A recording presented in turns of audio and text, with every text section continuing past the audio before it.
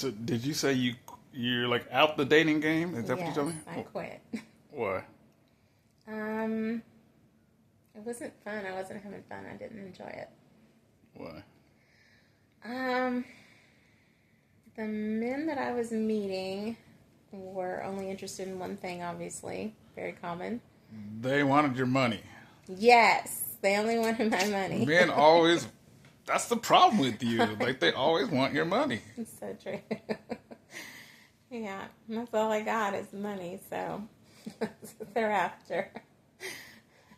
So, and if I was not interested in offering them my money, then It's like, they would get ticked off and bye-bye. insulting and ugly. if you don't hand over the money, Yeah, exactly. the first night, It's a problem. if they don't get the cash, Exactly. the first night, they're out. Exactly. So that's no fun. So And you're like, you got to bring more to the table if you want my cash. exactly.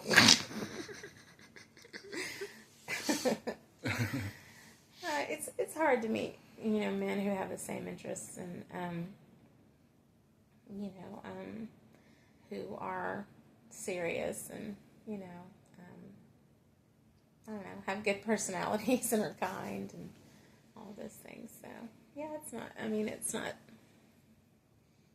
dating's hard. It's not it's not fun. It's not easy. So I don't know. So how does quitting help? Well, I'm very peaceful in my home and in my life, and the older I get, the more I realize that I value my peace. And so, it probably sounds kind of ugly, but I don't have to worry about anybody's dirty socks laying around my house and getting ticked off that they won't put them in the hamper, or I don't have to think about, compromising with somebody about how I spend my finances, and it goes to what I think it should go to every single month, and it's just a lot easier. And I think the things I wanted in a marriage were things like security, and I feel secure. I'm not worried about being alone. I feel protected. I feel safe, so I don't feel like I need a man to protect me. I can do that for myself, and I can afford my life. I don't need anybody to help me in that way. And I have friends. I have lots of companionship. Never without that. And so, and I really wouldn't want to compromise my faith. That's like a big deal to me. And I wouldn't want to have to drag somebody to church with me. And, the men that I meet that are church going are either married or they're content in their single life too. So, and I can just meet them at church and be their friends. So other than the church part, Mm-hmm. how much of that is BS? It's not BS. I mean, it's not that there's not a lack. I wouldn't mind having somebody I could bounce ideas off of, and somebody I could feel like I was in a partnership with. I do miss having that. I do miss having somebody I could, share ideas with and get counsel from. It is nice to feel like you're with somebody who is protective of you, and it's nice to have somebody that you can take care of in your way. Is that a big thing for women, the protective part? Yes. Yeah, to feel safe, like when you're walking out in the world, that you're with somebody who has your back and is looking out for you. And what would be nice, and I never talk about this, but it would be nice,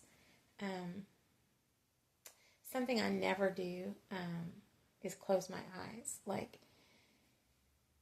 I close my eyes to go to sleep, but like, I would never feel safe to just lay on a beach and close my eyes, or go to the park and lay down in the grass and close my eyes. Like, you know what I mean? I don't, like, I'm alone in the world. I don't have anybody who has my back in that way, you know? So, yeah, it would be nice to have somebody I could lean on and, you know, who would put their arm around me and I could feel safe. That would be really nice.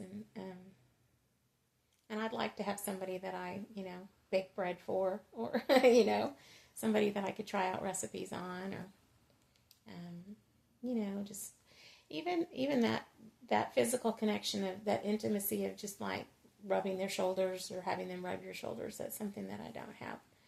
And so, I mean, I would value having that in my life again. Back to I never heard that before. Hmm.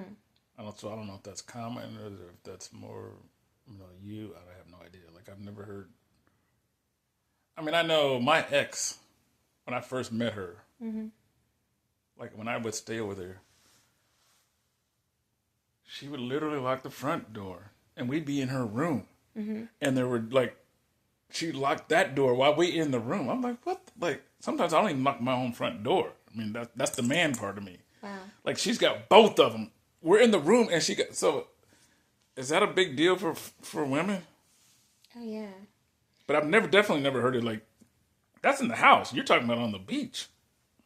I'm talking about just like being out in the world. Like, I always have to be on guard. I always have to be my own protector. I always have to be looking out for dangers for myself. And, you know, when you're in a partnership, there's somebody who's with you who's also looking out, and, you know, I just remember,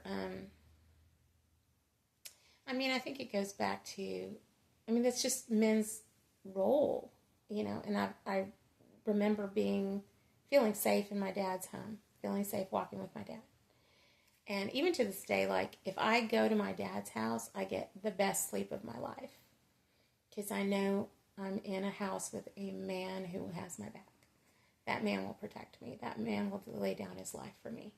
So when I'm at my dad's, he's 80 years old, but when I'm at my dad's and I go to sleep, I sleep the sleep of the just. But when I'm here, it's not the same. I do not sleep that way. And so, yeah, it's the best sleep of my life when I'm You're there. scared or what? I mean, I don't think of myself as scared, but I mean, it's not the same sense of security. And when my son visits me, and he's an adult man, and so when he visits me, yeah, peace. I sleep peacefully. Like, what are you worried about? I don't know that I even think about it consciously. It's just like sort of, yeah, it's just innate. Yeah, knowing that there's a man there makes you just feel settled. Yeah, just makes you feel settled. You're not vulnerable like you are without a man.